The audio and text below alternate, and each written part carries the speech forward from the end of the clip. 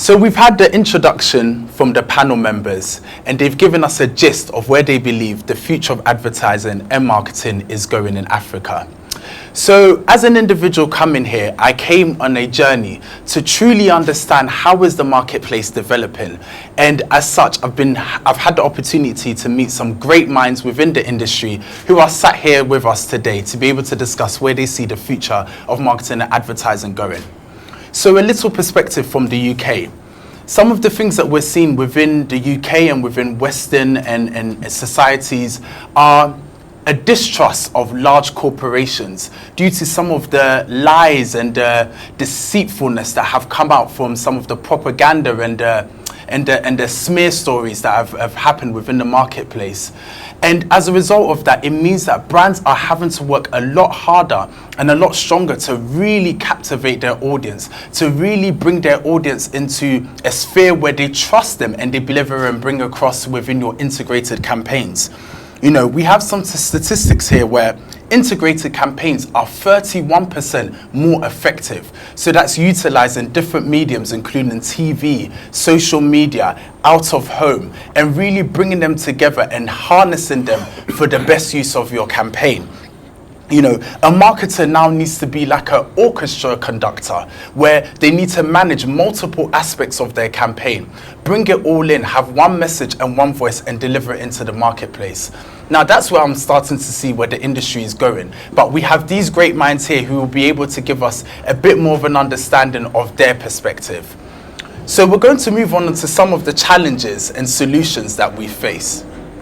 Isaac, I find it remarkable that you set up a market research society, you know, a company. I mean, in you know, previously you would set up a campaign and spray and pray and hope that it would work. That's right. But you've been able to see a niche within the marketplace and a gap, and you've entered into that gap. And personally, I've not heard of another organization that's doing what you're doing. So I find it remarkable, and I just want you to elaborate on some of your experiences and the challenges you've had winning businesses around. Winning market research business, you know? Absolutely. Oh, there are actually quite a number of market research companies in Ghana. Yeah. But I was actually working as a research manager for a telco. And then I saw the gaps in the reports that were coming to me, and I was like, hey, I can get in there and you know, do some better work. Excellent. This was like 2009 thereabout, you know. So that was how come I started my company. And yeah, you know, when I went for pitches and when I was doing my presentation, I kept getting the feedback. You seem to be more in our shoes than in an agency shoe. Interesting. Yeah, and I'll recommend that when people are going to start at agencies, they should really have that client-side experience before they move. Yeah. It helps. Now, in terms of the scope of work, yes, we've, like I said earlier, we've done some wonderful work. But we still see gaps. You know, too much of the traditional, you know, research stuff that, you know, I schooled in UK, Manchester in particular. And it's one of the things that, you know, a lot of companies have, a lot of market research companies have moved away from. We are not doing them. We tend to do too much of the focus groups. We tend to do too much of the, you know, the usual surveys and stuff like that. But we know, even those of us in the local industry, we know that the market has moved beyond that. Yes. Fortunately, our clients are not primed to take those kind of, you know, like, you know, last 2 years or last 3 years, I did some wonderful work with a telco. You know, initially they were very skeptical about taking that approach. Yeah. But later when they saw the results, they were very excited. Yeah. Okay, so they wanted to do a deep dive on consumer behavior, you know, respect to some of the products that they had. And instead of just doing the usual focus groups and all of that, I said, you know what, let's set up a focus, what's it called? WhatsApp group. Okay. Okay, so you know, way back we used to have the diary method of research. Yes. You get people to write down stuff. Yes. But this time around, most people are on their phones doing a lot of stuff. Absolutely. So you form the WhatsApp group. Yeah. Okay. And then there is a moderator, just like you have in a focus group, but this time an online moderator. Okay. You're not seated around the table like this, so there's no tension. There's no, you know, they're hiding behind their phones. They can express themselves. They can put things out there. Absolutely. The advantage we got from that Yeah. is that, you know, a day in your life as a consumer, you're able to share pictures. Yes. You understand? We're even able to get logs of their phone usage and whatever. And the data was rich. Yeah. The data was very rich. So all we needed to do was then target to, you know, some other demographic information that we've collected about them. Okay. And we give them some wonderful insights. You know, so that step of taking our research into these online platforms, into, you know, more techy spaces, it's a challenge that we're facing. Some of us are resolved to break that. We still aren't getting the clients to move along with us, but I know that very soon, you know, we will get there. Now, I can see that most of us here are professional marketers of a sort, you know. So, if you ask any professional marketer, the three key pillars, marketing is anchored on three key pillars, which is the planning and the strategy bit of things, the execution of the strategy, and then the measurement and the evaluation. Absolutely. What digital marketing is able to do for us is help us do all that seamlessly. That's a really interesting point. Yeah. And let me just interject there, Isaac, because you're spot on. Currently, I'm a campaign manager. That's right. And so it's looking at the end-to-end process. So as you accurately described it, it's the conception and the strategy. And the planning. And then you've got the execution, and then you've got the reporting. Now, interestingly, when I'm doing my presentations, it's the reporting they want to hear. Yeah, the execution, okay, great. We had some billboards here. We had some statistics from, you know, this digital platform. But what does that really mean? What is the return on investment return of marketing investment that has generated? And I just want to open up to some of the other panel members about some of the experiences that they've had from market research and, you know, planning and execution and strategy, and where some of the challenges that lie within that. All right, let me jump in. Market research in Ghana has been evolving for the best part of about 18 years, because when the 1 or 2 decades. So when the media landscape was opened about 21 or so years ago, you had new media houses coming on stream. What that meant was people now needed to make a decision on where they're going to put their advertising budget. So if you look back from where we've come from and where we are now, people are beginning to buy more based on available data and where the data is pointing to, and telling them this is where you'll get the best return, because this is where the people you're trying to reach are. What that's done for us is that it's shaped the way media, for example, is doing programming. Yes. Because there are insights in there that give you an idea of what will sell, what will give you the ears and the eyeballs, and that's how you then get your advertising off the back of that. Yeah. That's right. There are other people, I mean, in fact, even there's research on out-of-home advertising as well, which is also evolving. What this does for the market is that it improves on two things. One, how content is curated and pushed out and delivered. And then two, an understanding of what it's going to take to get the message to the right people. Absolutely. So it's easier for people to now do that. Yeah. The challenge, however, is that if you look on a global scale, we have not evolved quickly with the kind of technology that would allow us to even deep dive further into the content and the analytics that we're doing right now. Yes. So the idea that buying based on data is good is also debatable. Yes. Because the data itself has not been drilled deep to be able to give you insights that you can say, you know what, I can stand by this and make a call. Yes. Yeah. So for me, I think that's one of the challenges that we have to overcome if we're going to shape the way advertising is done in these parts into the future. That's really interesting. Stephen, you wanted to mention something. Where it's trying, that is very important. Like what we said, the beautiful thing about digital is that you can, from the onset, set the metrics that you're going to track and set your KPIs. Unfortunately, in most parts of, Africa, we don't set out how we're going to measure, or we don't have a view of the end result that we want. So we're not able, even at the end, when there's some data, it's not really what we should be seeing, because we're not tracking the right things. Yeah. 360 degree. Yeah, we're not tracking the right things. Yeah, but digital interesting. allows us to do it. And the beautiful thing also about digital is the ability to optimize on the fly. Yes. Yeah. During campaigns. During campaigns. Yeah, absolutely. So, for example, I told you I started at Wembley. Yeah. And when I started at Wembley, when someone called and the rest, these are going to be concerts. Yes. We used to send email to people who come to concerts. So I Yeah. send email to them, and they will call and book tickets via IVR.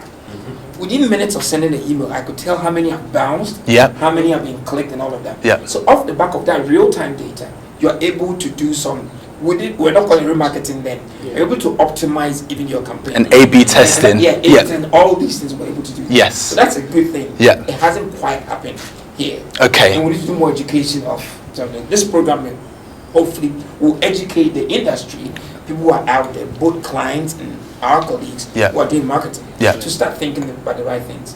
Something else that Isaac mentioned, which we need to look at, is the way we're moving away from the traditional way of doing research.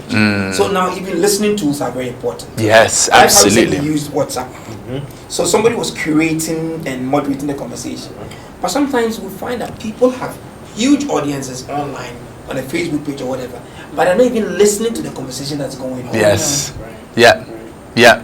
So And there's so true. much data you can get, and So that's much not data. quantitative. Mm. It's qualitative. But if you have the right listening tools, you're getting the right alerts and all of that, you are able to appreciate what really is, and you can, like some of the reports you would generate would involve those, and that's also what we need to look at.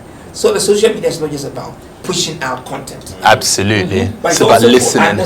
listening and understanding Yeah. what your consumer is like, what he's talking about, what he really needs, and how he can be able to meet that need. So Absolutely. you can stay in business. Oh, absolutely. If I Yes. can chip in just 10 seconds. Go for it, There's an Isha. extension of the digital, the real-time, digital paradigm means that we now have a situation where broadcast is no longer one way. It's a It's conversation. instantaneously It's a conversation. a two-way conversation. Absolutely. Your audience is Yeah. sending information to the Facebook page, they're Yeah. tweeting at Yeah. you, they're sending Yeah. you WhatsApp messages and telling you, no, I disagree with this information. Yes. And I think I have superior information. So it does create this new ecosystem where Yeah. everyone is like in a community. Yes. Both the advertiser, the researcher, the broadcaster who's creating the content, and then the person who's going to spend their money on the advertising. Absolutely. And Shirley, it'll be interesting to get your view from an agency and a background. For me, I think that one of the major challenges we are faced with is change. That is because people are not used to changing what they believe. So that in itself is a challenge because people are so used to doing things the same way. And I keep telling people I work with that, look, the marketing in the books that are taught in school is totally different when you come out to practice. 100%. So you don't need to go by the book. Yeah. Sometimes it's so difficult getting people to shift. And that is why sometimes you're not able to move as fast as we would have wanted to see people move. Yeah. Because you take some of the telcos and even the banks, for instance, currently what they're doing, I mean, you all have mobile apps, etc. You can get a lot of information from your consumers. Everybody's birthday cake, whether the person likes birthday cake or not, Yeah. because that is what everybody is doing. Why don't you put a budget down? Let's say everybody has 100 Ghana cedis for the birthday. Yes. With the information you are getting from their smartphones, etc., find out what would be relevant to them. Yes. Probably the person has diabetes. And The cake The cake is useless. Absolutely. What Shelley is saying, and this is something that KLM has done, for example, that they look at your social media profile, Yes. and they send you surprises in your seat. Do they? There are campaigns they've done all over the place. So that's what I'm saying, that we have to do more personalized, but then how to change the mindset. Yes.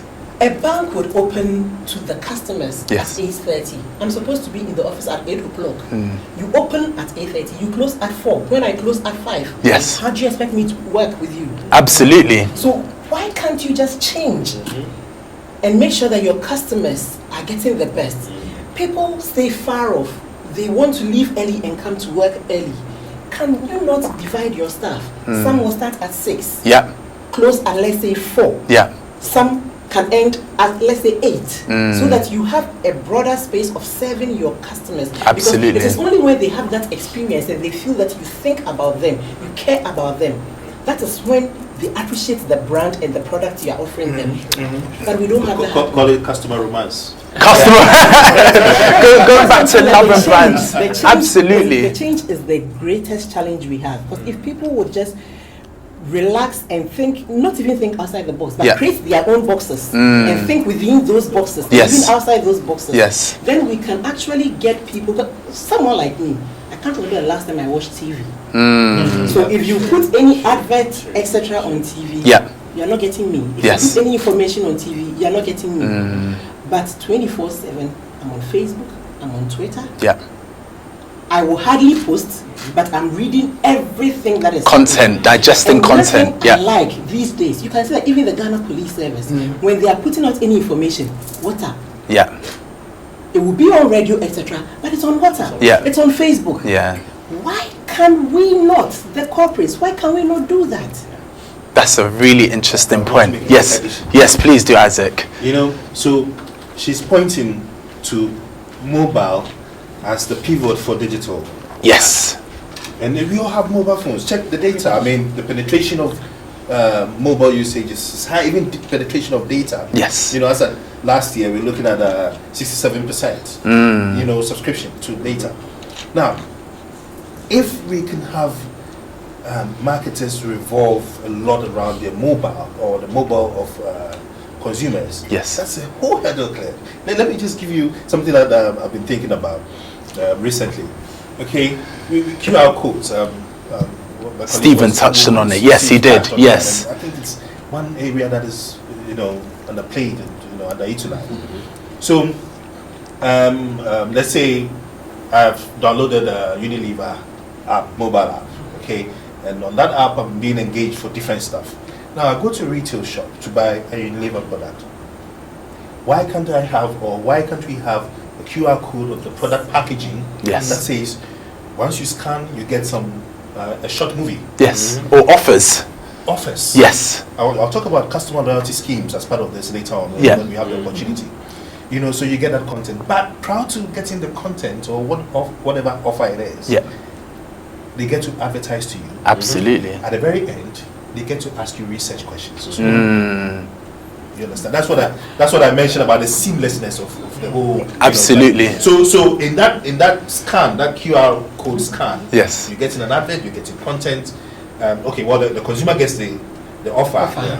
The marketer gets the adverts sent out, and then if a week after, that same consumer goes back to the shop, Yeah. scans another Item. Unilever product. Yes. You can even say that there's a link between the first advert that the person saw Yeah.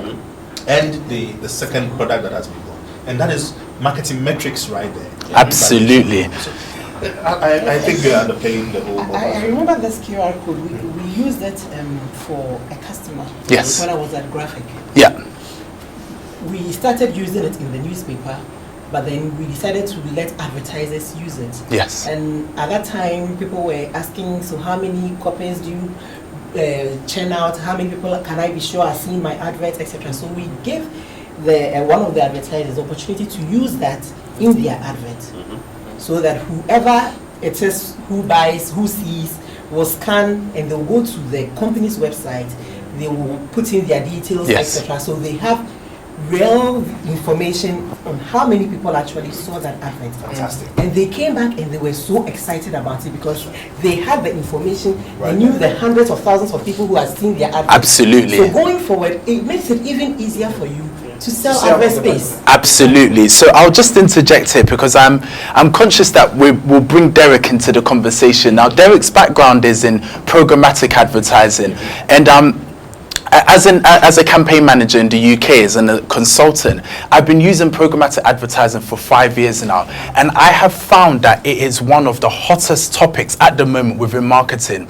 It enables you not just to do what we previously did, where you will purchase advertising space on a website and hope that all of the consumers or customers that you're targeting will consume that data, but it enables you to bid in real time and track individuals in their journey using cookie-based marketing. So I just want you to discuss some of the challenges that you faced and the solutions that you see. Yeah, I mean, this is all very interesting, especially the point that Shirley made with regards to a challenge being change, right? I mean, this we see this in the programmatic and technology sector as well, where even the brands that see themselves as market leaders in terms of adoption, technology adoption, still fall far behind. Campaign planning. I mean, when you receive a brief from a client and you put it together, you guys know what I'm talking about, right?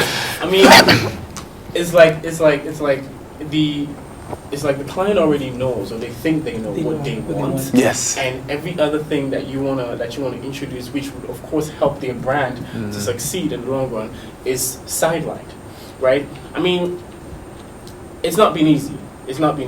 In this space, let's see. Programmatic boomed in the UK, boomed in the US like 10, 11 years ago. Yes. But how many brands in Ghana, right, use programmatic as their main digital marketing? It doesn't happen. Yeah. I mean, they buy some ads online, they use like Google AdWords and things like that. But you see, that's the thing. Convincing them that audience data they get from all these user profiles based on smartphones, based on user characteristics, things people like and stuff, how to convince them that, getting this information and targeting this information, to actually serve consumers what they want, is a hard sell. Why that is, I have no idea, because at the end of the day, honestly, at the end of the day, all this is going to do is to improve your brand perception, right? So why not adopt it, right? I think that there's something, I mean, since you and I do almost the same kind of thing, one of the things I find is, going back to what I was talking about, the metrics. So people would rather want to focus on how much reach they got, how many eyeballs their advert got. Absolutely. Instead of talking about conversion. Yes, absolutely. The whole programmatic does is that it gives you a higher conversion. Yes. You're more targeted, you get more for your dollar. And all More of that. bang for your buck. Yeah. And so it's not the hit, it's not about the millions. It's about accuracy and all of that. But they want to focus on the millions. Yeah. Yeah. I think... And so it's hard telling people, no, you don't need to do this big and get your ad seen by everybody in the world. Just do more targeted based on more what I call data-driven decision making. Absolutely. I think impressions, just before data-driven, I completely agree with that. Just before you go, and I think impressions can give you a false sense of success. In the majority of the programmatic campaigns that I will deliver, we may have 2 million impressions, but that only equates to around 200 clicks. It's the conversion from those clicks that will enable you to then drive your customer base. But on the basis of impressions, what that does mean is that if your data and your content is strong, it gives you the ability to be in front of an audience that may have never seen you before. And I think that's some of the strengths that we have with programmatic and marketing metrics. Yeah. I think one of the things that we would need to overcome in the near future is what I see to be is there's a constraint on some of the success metrics that brands use in their marketing campaigns, right? Like you just said, impressions, even up to now, is still the go-to metrics. You run a campaign, the first question you receive, how many impressions? How many impressions? Yeah. But then it's up to us, to inform the brands that these are not the metrics you should be looking at. Yeah. You should be focused on vanity conversions. metrics. Yeah, vanity, absolutely. You should be focused on conversion. You should be focused on sales, revenue. Absolutely. And Lead generation. Exactly. Yeah. That drives All your of I was the these same guys, until right? someone explained to me what the impressions were. Since then, I Exactly. don't even bother to ask about the Impressions, yeah, because it's vanity, as Yes, Stephen right. said. Yes, Yeah, right. absolutely. Because what you need are the hard facts that are a percentage Percentage. of the number of impressions you had. So Yes. if you're having, say, 100 impressions, Yeah. but you got 15 clicks, Clicks. Yeah. then you know that your engagement is far better. Yes. On that Your click-through side. rate. Your click-through rate Yeah, is better. absolutely. So I think we're focusing on the aesthetic and not really the fact that will Yeah. The tell performance you. level. Yes, Exactly. the performance. Yes, Shirley. What I think is that we need to change the marketing syllabus. Because those syllabus we're using do not conform with the time. Right, okay. And people should be taught what these things are. Yes. So that But they that's know why we're here today, for example. Precisely. That is in part why we're here today. It Absolutely. should change. It We should. I'm not saying they are not good or anything. Yes. But then society is changing. Absolutely. We need to change the syllabus. Absolutely. We can't do the same thing that we were doing 10 years ago. That's right. Those times there was no social media. That's right. With the onset of social media, we need to change our syllabus. I think you're absolutely right, Shirley, and I think you find that often scholars and professors, they're always releasing a new edition because every single year, I mean, the market is changing so rapidly at the Yeah. moment. The speed at which it's changing, I mean, it's frightening to think within the next 15 years, some of the technology that we've already seen, how much better it's going to be.